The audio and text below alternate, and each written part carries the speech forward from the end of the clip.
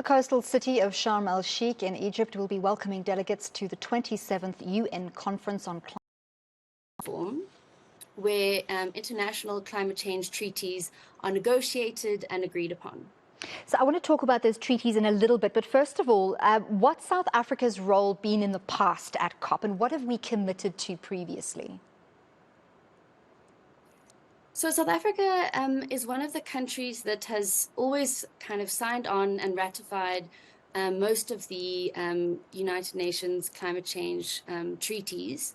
The most recent one is the Paris Agreement, which was ratified in 2015. And that required countries to commit to developing a goal every 5 years called a nationally determined contribution, which defines how they're going to limit their carbon emissions. And for South Africa, it's a very important thing because we are kind of one of the 13th highest carbon intensive economies in the world because of our reliance on coal. Even though historically other countries, particularly developed countries, hold more responsibility for cumulative emissions since kind of, over the last 100 years, South Africa still holds an important role, or plays an important role in limiting emissions. And in the latest kind of agreement is the Paris Agreement, and we have committed to reducing our emissions by 2030 to between 350 and 420 megatons of carbon equivalent. So at each of these conventions, there's, I suppose, feedback like there usually is. And what will South Africa as representatives be saying about what we've achieved in terms of those goals as set out previously?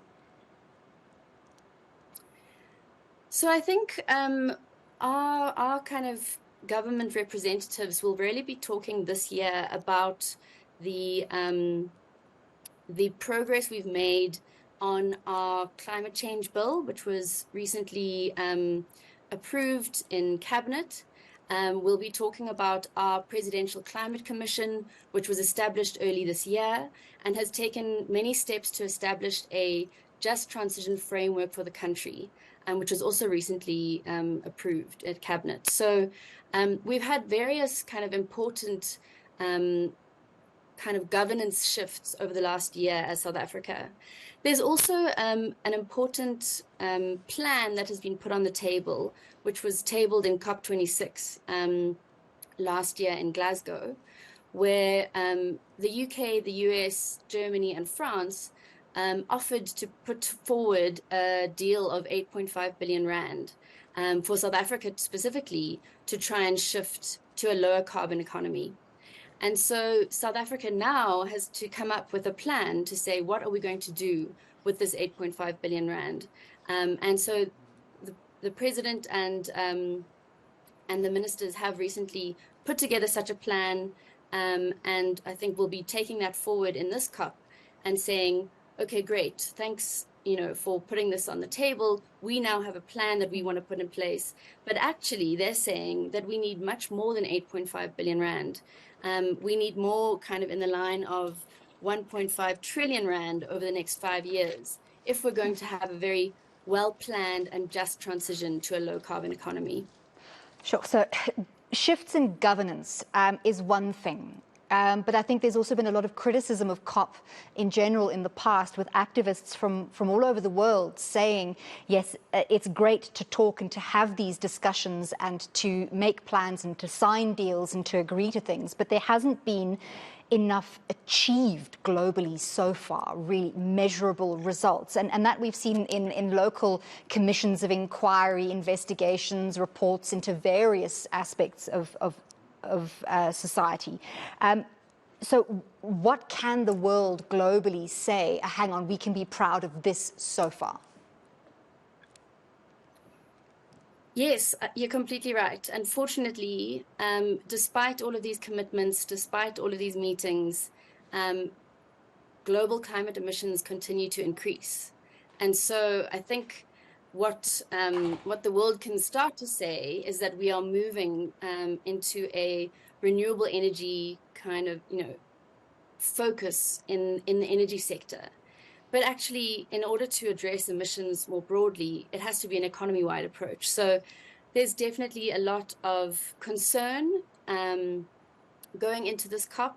There's a lot of anger from developing countries who kind of have been expecting more finance and more support from developed countries who hold the responsibility for the cumulative emissions, as I've said.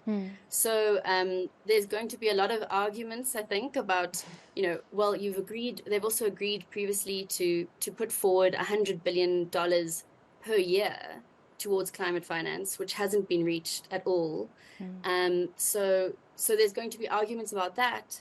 And then there's also going to be demands for a commitment to not only mitigation, which is reducing carbon emissions, which people are starting to make gains on, but also adaptation finance, which relates to kind of, now that we've reached a point where countries are already experiencing the impacts of climate change. If you think about the recent flooding in Pakistan, even here in South Africa, the floods in Durban recently have been found to have been worse because of climate change, based on some research by, the Global Change Institute at Wits University.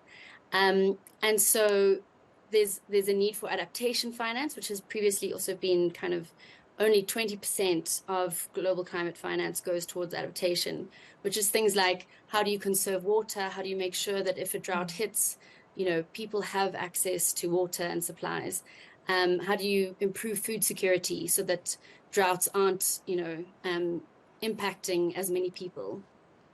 And then the third is loss and damage, which is really, if there are these kind of extreme events like floods or droughts or wildfires, how do countries who are victim to these events then support and fund those who've been affected? So there's an argument that there should be a separate finance facility for loss and damage, which developing countries can access kind of on a kind of immediate and short-term basis, because these impacts are already being felt globally. Julia, I've also heard that some activists are saying if a separate financing facility for loss and damage is not discussed, then they will view COP27 as a complete failure. Yes, that's right. And this is because at the previous COP in Glasgow last year, COP26, it was proposed and there was hope. There was kind of a lot of excitement. There was, it was put on the table as the Glasgow finance facility for loss and damage. But in the back room, something happened. And on the last day, the wording had changed and it became the Glasgow Dialogues for Loss and Damage Financing. So it was kind of put on the back burner and said, we're not going to commit to actually any finance. We're going to commit to dialogues about it. So it's kind of just meant that any real finance support is delayed by a few years at the least. So for South Africans watching news, there's always a multitude of focus points pulling for people's attention. Crime, economic news, and often climate news is sort of shifted to the back burner because it's not seen as urgent. It's not something that's going to kill me today. But why should South Africans be watching very closely what happens at COP27 over the next week or so? So I think for South Africans, climate impacts are going to exacerbate our existing problems. So we already struggle with poverty, inequality, unemployment, and there's a real risk that climate change will increase and worsen all of these issues.